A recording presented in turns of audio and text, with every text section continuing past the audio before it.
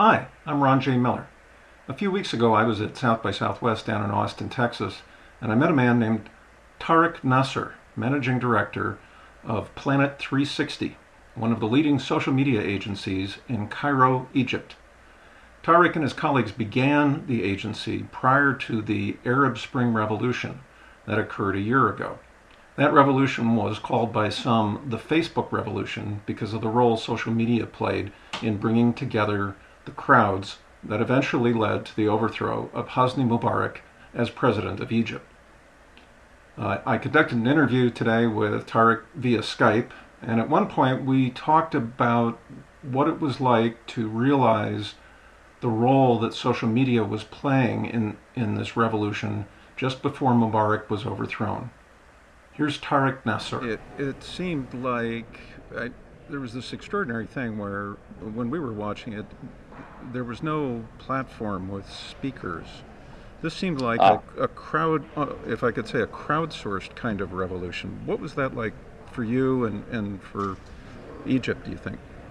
Yeah, it was unbelievable. To a large extent, what you're saying is correct.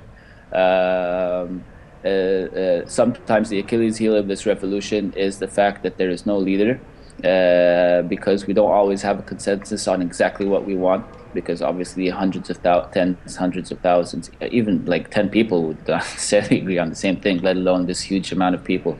But the good thing about it, or the positive aspect of that, is that you can't take down the leader, so to speak, or you kind of try to tarnish his reputation one way or another, because there is no leader. There truly is no leader, and from that aspect, it's very powerful.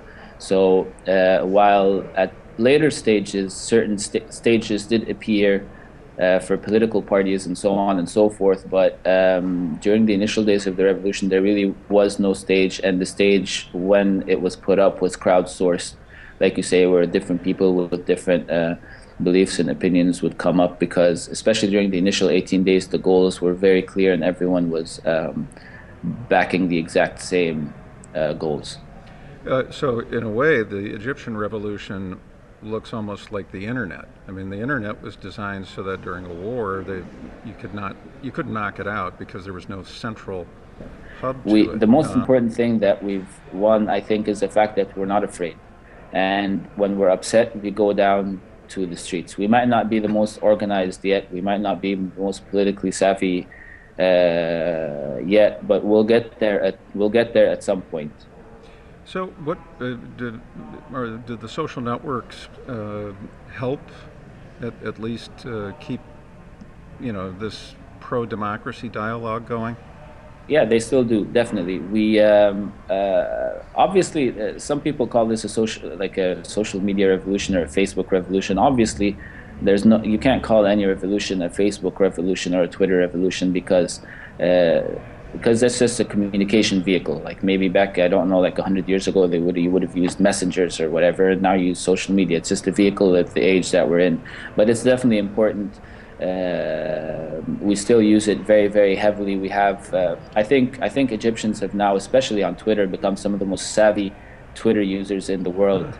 Yeah. We're very good with using Twitter. We know it inside out. There's a lot of activists on Twitter, and so the cool thing about Egypt is that unlike other countries, perhaps Western countries, where the government is very kind of is very strong in terms of using the internet to kind of put out their own message, we'd like to think that we kind of own the internet.